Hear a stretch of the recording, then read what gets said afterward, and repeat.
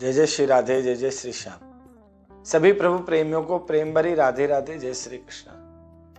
मंगलम भगवान विष्णु, मंगलम गणध्वजा, मंगलम पुंडरीकाक्षः, मंगलाय तनोहरि। कहते हैं कि सभी लोग जब भगवान की पूजा करते हैं या भजन साधना करते हैं या तिलक लगाते हैं तो परवाह करते हैं कि लोग क्या कहेंगे। यदि हम रोजाना मंदिर जाते हैं तो शर्म लगती है मंदिर जाने में कि रास्ते में लोग मिलेंगे, लोग हमें देख करके क्या कहेंगे। तो इसके ऊपर बड़ा ही सुंदर एक भाव है, एक कथा है जिससे हमें प्रेरणा मिलती है कि हम क्या करें और क्या ना करें। कहने का भाव, एक वृद्ध व्यक्ति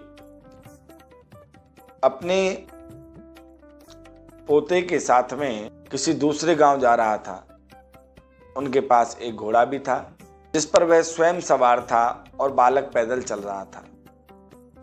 जब वह रास्ते से जा रहे थे तो लोगों ने देखा तो आपस में लोग कहने लगे कि देखो यह व्यक्ति कितना निर्दयी है, स्वयं तो घोड़े पर बैठा है और यह छोटा सा बालक पैदल चल रहा है। यह जब बात उस व्यक्ति ने सुनी, उस वृद्ध व्यक्ति ने सुनी तो वह घोड़े से उतर गया और उस बालक को घोड़े पर बैठा दिया और आगे चलने लगा। जब वह और थोड़ा आगे बढ़े तो कुछ लोगों ने और देखा। अब देख करके फिर लोग बोले कि देखो इस बालक को देखो, बालक तो वैसे ही दौड़े दौड़े चले जाते हैं, वृद्ध व्यक्ति तो नीचे पैदल चल रहा है और बालक घोड़े पर बैठा हुआ है। यह जब सुना बालक ने तो बालक बोला कि बाबा आप भी घोड़े पर बैठ जाइए। अब तो दोनों जने घोड़े पर बैठ करके चलने लगे। जब आगे चले तो कुछ पशु प्रेमी लोग मिले। उन्होंने देखा तो कहा कि देखो कितने दुष्ट लोग हैं, दोनों के दोनों घोड़े पर सवार होकर चले जा रहे हैं और घोड़े का दम ही निकला जा रहा है। जब यह बात उन दोनों ने सुनी तो वह दोनों घोड़े से नीचे उतर गए और घोड़ों के साथ पैदल पैदल चलने लगे। जब कुछ दूर और चले तो लोगों ने देखा तो कहा देखो कितने मूर्ख हैं, सवारी साथ में है और दोनों लोग पैदल चल रहे हैं। जब यह बात उस व्यक्ति ने सुनी, यह सब सुन करके वह बूढ़ा व्यक्ति झुंझला उठा कि हम जैसे भी करें लोग तो बिना कुछ कहे मानने वाले ही नहीं हैं, अतः हमें वही करना चाहिए जो ठीक है। फिर दोनों ही बारी बारी से घोड़े पर चढ़कर चलने लगे। कहने का भाव, इस कथा से यह शिक्षा लेनी चाहिए कि क्या कहेंगे लोग, यही है सबसे बड़ा रोग।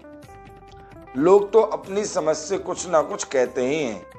यदि हम संसारी लोगों की बातों की परवाह करने लगे तो कभी भी अपने लक्ष्य को प्राप्त नहीं कर सकते।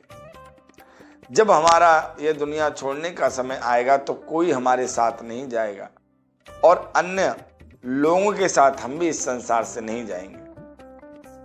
सभी अपने अपने कर्मों के अनुसार अपनी अपनी गति को प्राप्त करेंगे। इसलिए हमें बिना किसी की परवाह किए बिना भजन साधना दृढ़ता से और नियम पूर्वक करनी चाहिए। हम प्राय लोगों की बातें सुन करके प्रभावित हो जाते हैं और अपने सद्मार्गों पर चलना छोड़ देते हैं, भगवान का भजन करना छोड़ देते हैं, जिससे कि हमारी भजन साधना जो है सफलता को प्राप्त हो जाती है।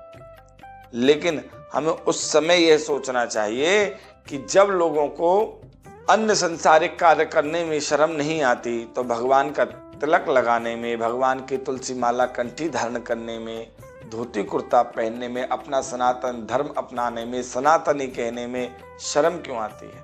तो इस कथा से यही शिक्षा लेनी चाहिए कि ऐसे लोग काम करके नरक में जाते हैं और जो भगवान का भजन करते हैं, साधना करते हैं, वे स्थिर रह करके भगवत प्राप्ति को प्राप्त करते हैं, भगवत दर्शन प्राप्त करते हैं। तो सभी से निवेदन है इसको अपनी बात को हृदय से निकाल दें कि लोग क्या कहेंगे। लोग तो कुछ ना कुछ कहेंगे, आप अच्छा करेंगे तब भी कहेंगे, बुरा कहेंगे तब भी करेंगे, तो क्यों ना अच्छा किया जाए। सब लोग नियम पूर्वक भगवान का भजन करिए, तिलक लगाइए, कंठी धारण करिए और सनातनी बन करके सनातन धर्म को अपनाते हुए भगवान का दर्शन करें, भगवत प्राप्ति करें। जय जय श्री राधे, जय जय श्री श्याम।